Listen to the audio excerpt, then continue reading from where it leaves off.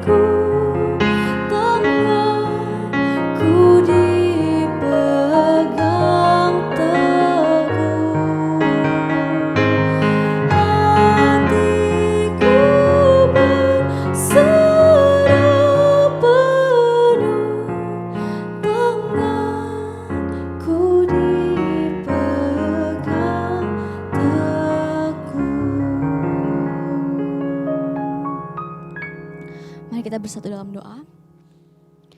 Ya Tuhan, benar, kami yakin dan kami percaya bahwa tangan kami Engkau selalu pegang teguh di badai, di taufan kehidupan yang melimpah kami, di tengah-tengah ketenangan yang kami rasakan juga ya Tuhan. Kami percaya bahwa Engkau selalu beserta dengan kami. Engkau tidak akan pernah meninggalkan kami ya Tuhan.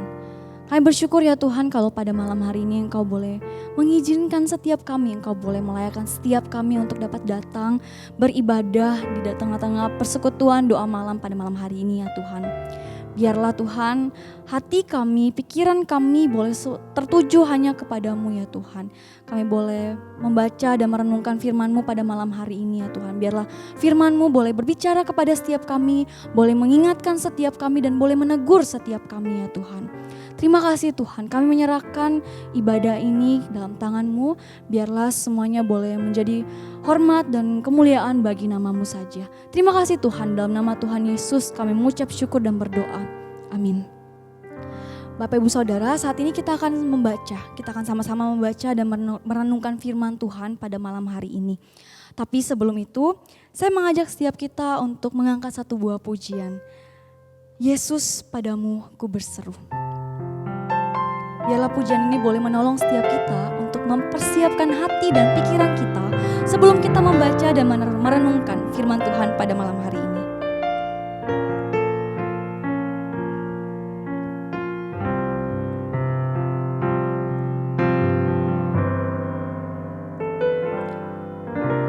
Kau Tuhan, penolong dalam hidupku, ku percaya hanya kepadamu. Kau pegang tanganku dan tuntun langkahku. Yesus, kau perlindunganku. Kau Tuhan, kekuatan dalam hidupku, penolongku dalam kesesakan. Kau gunung batuku dan pertahananku. Yesus, kau kemenanganku. Yesus, padamu ku berseru. Kaulah penyelamatku, terpujilah kau Tuhanku. Mulutku memuji nama-Mu sepanjang umur hidupku. Terpujilah kau Tuhanku di atas segalanya. Mari kita angkat pujian ini sekali lagi. Kau Tuhan, kekuatan dalam hidupku, penolongku dalam kesesakan. Kau gunung batuku dan pertahananku. Yesus, kau kemenanganku. Yesus, padamu ku berseru. Kaulah penyelamatku, terpujilah kau Tuhanku. Mulutku memuji nama-Mu sepanjang umur hidupku. Terpujilah kau Tuhanku di atas segalanya. Mulutku memuji nama-Mu sepanjang umur hidupku. Terpujilah kau Tuhanku di atas segalanya.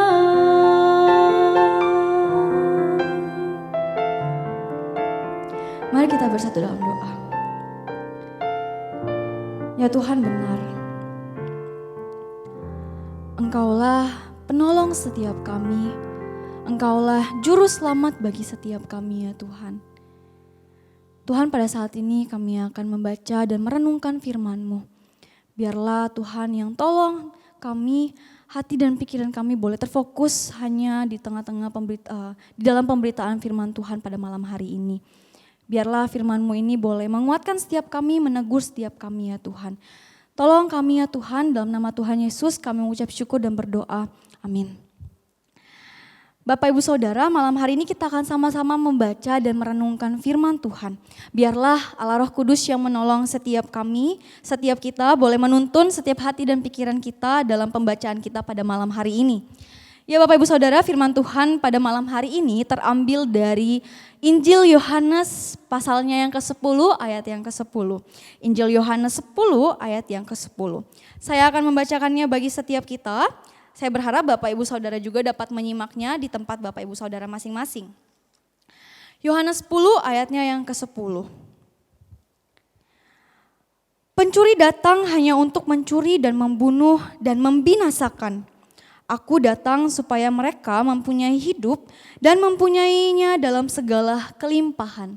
Saya akan membacakannya sekali lagi bagi setiap kita. Yohanes 10 ayatnya yang ke-10. Pencuri datang hanya untuk mencuri dan membunuh dan membinasakan. Aku datang supaya mereka mempunyai hidup dan mempunyainya dalam segala kelimpahan. Sedemikian jauh pembacaan firman Tuhan kita pada malam hari ini. Bapak Ibu Saudara, jika kita ditanya mengenai makna kehidupan yang baik bagi Bapak Ibu Saudara saat ini, kira-kira apa yang akan menjadi jawaban dari Bapak Ibu Saudara sekalian?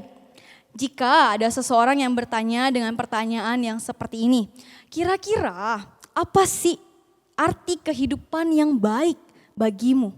Apa sih arti kehidupan yang baik bagi Bapak Ibu Saudara? Atau mungkin pertanyaannya bisa seperti ini. Kira-kira apa yang menjadi standar kehidupan yang baik menurut Bapak Ibu Saudara sekalian? Apakah standar atau patokan kita untuk mengukur kehidupan kita itu baik atau tidak adalah ketika kita dapat hidup dengan nyaman? Ketika kita memiliki segalanya di dalam dunia ini, sehingga hal itu menjadi satu-satunya patokan kita, menjadi satu-satunya standar kita dalam memiliki kehidupan yang baik bagi kita di tengah-tengah dunia ini. Bapak Ibu Saudara, saya tidak mengatakan bahwa itu menjadi standar yang salah, namun Bapak Ibu Saudara, patokan hidup kita yang baik, patokan kehidupan yang baik bagi setiap kita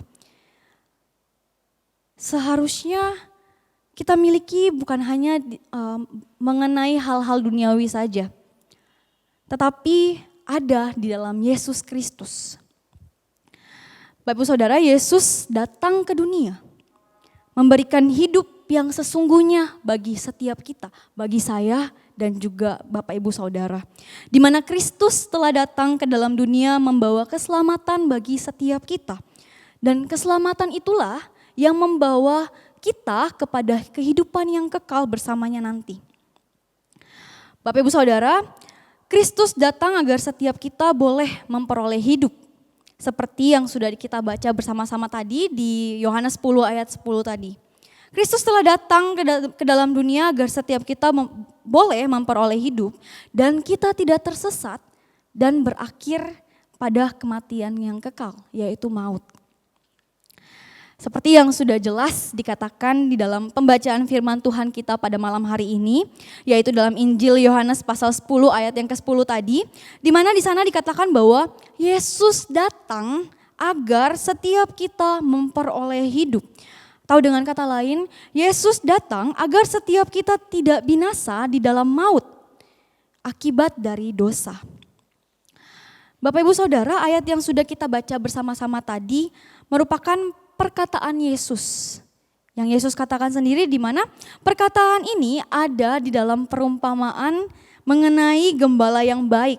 Seperti kalau kita baca dalam Alkitab kita, di atasnya LAI sudah memberikan judul perumpamaan mengenai gembala yang baik.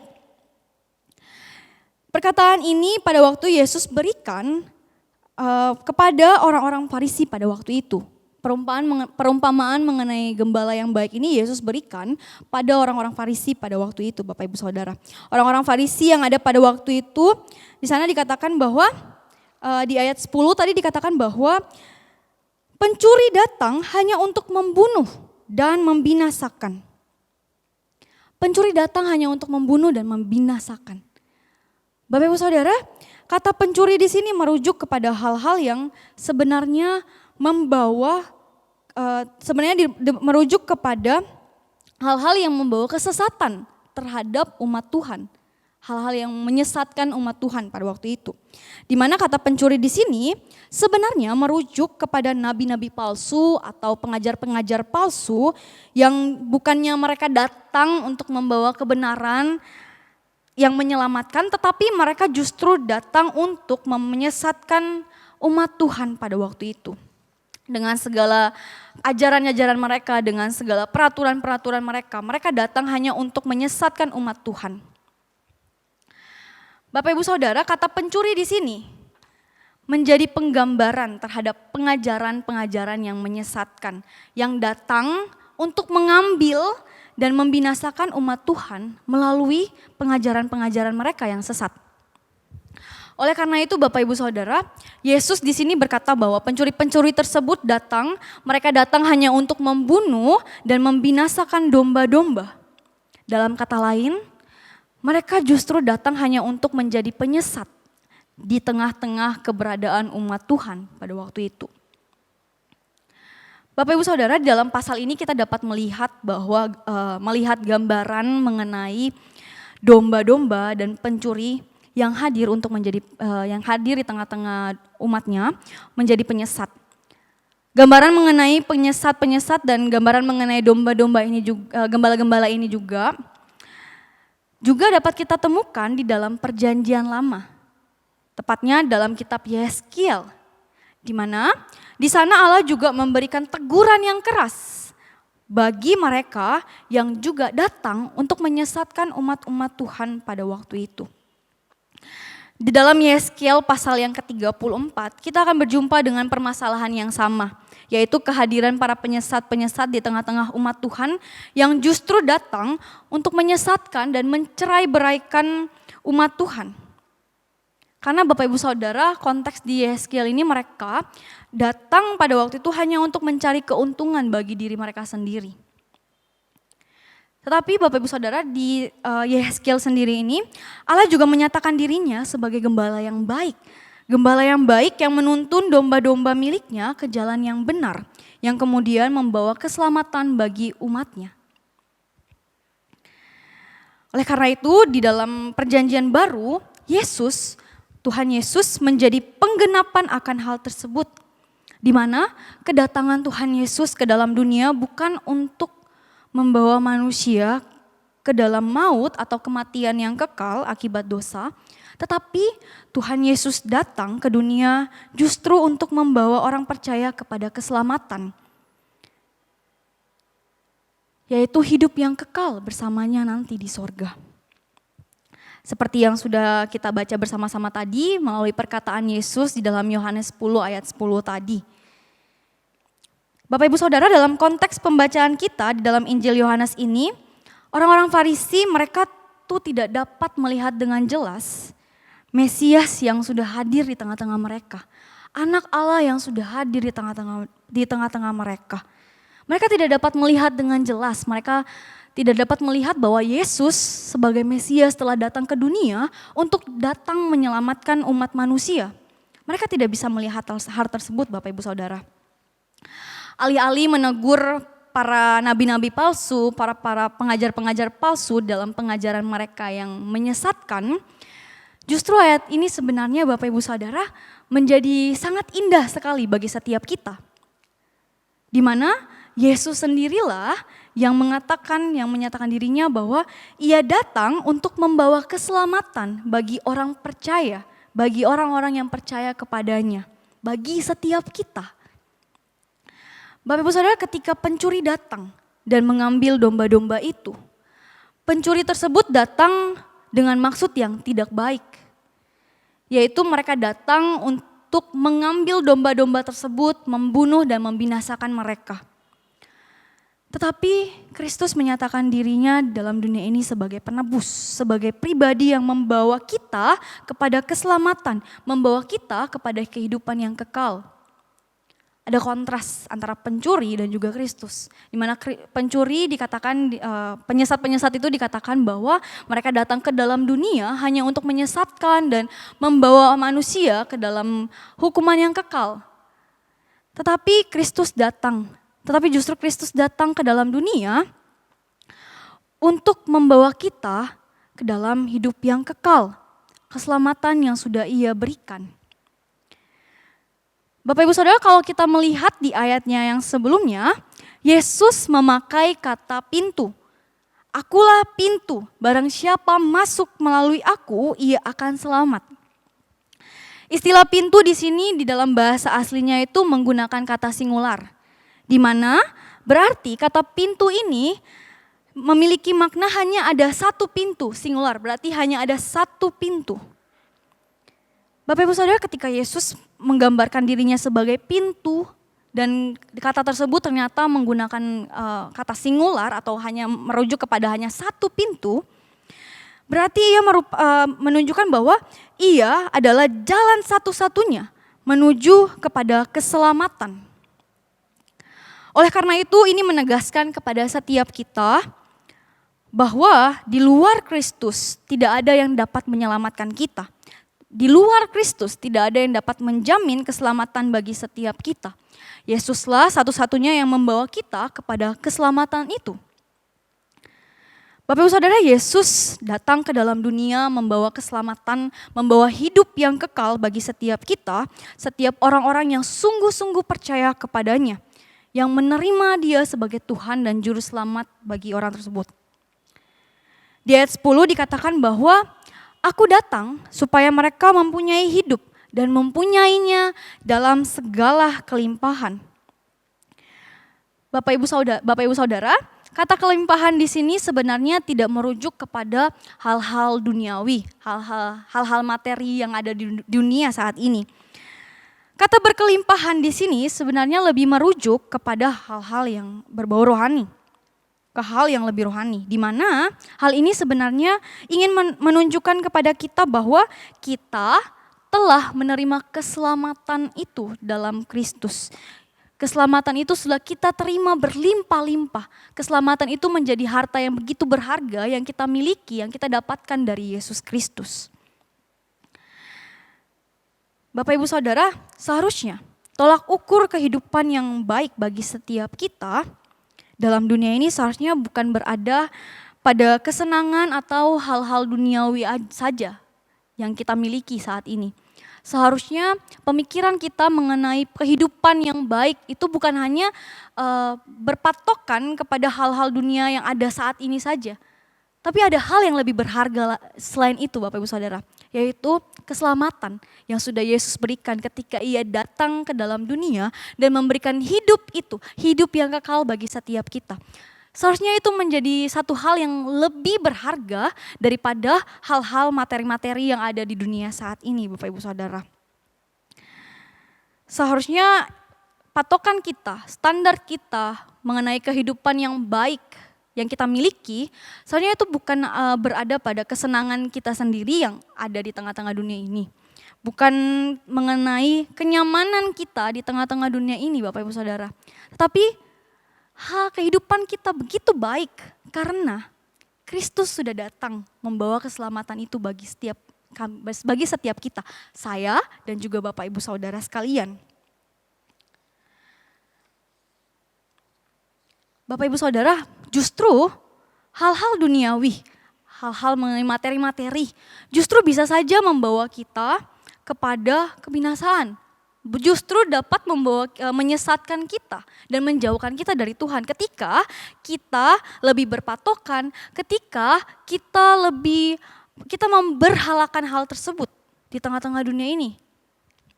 Justru itu dapat menyesatkan kita Bapak Ibu Saudara.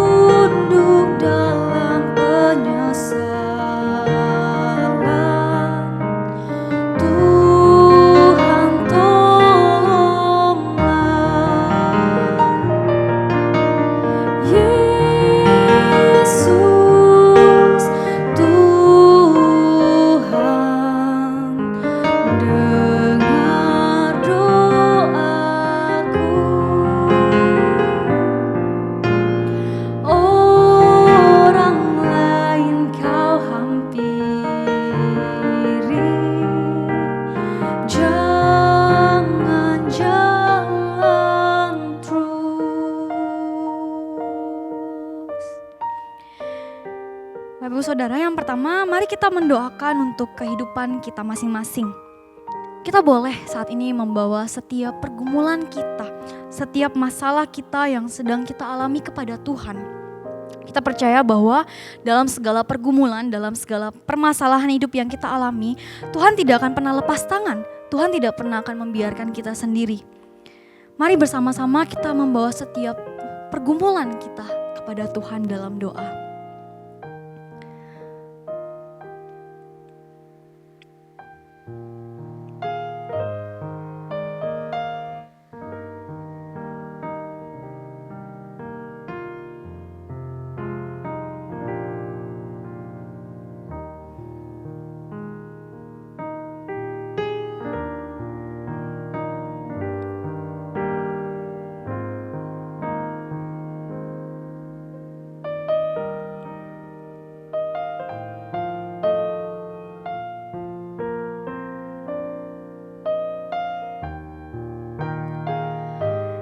Yang kedua, mari Bapak Ibu Saudara kita bersama-sama mendoakan pelayanan Tuhan yang Tuhan percayakan di tengah-tengah Gereja Kristen Kalam Kudus Ambon ini.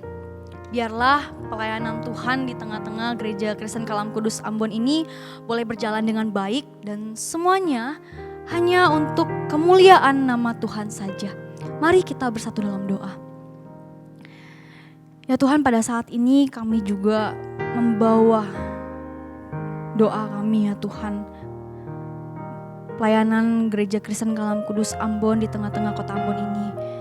Biarlah Tuhan pelayanan yang dikerjakan, yang Tuhan percayakan di tengah-tengah Gereja Kristen Kalam Kudus Ambon ini boleh berjalan dengan baik dan boleh menjadi berkat untuk jemaat-Mu, untuk orang-orang yang ada di sekitar kota Ambon ini ya Tuhan.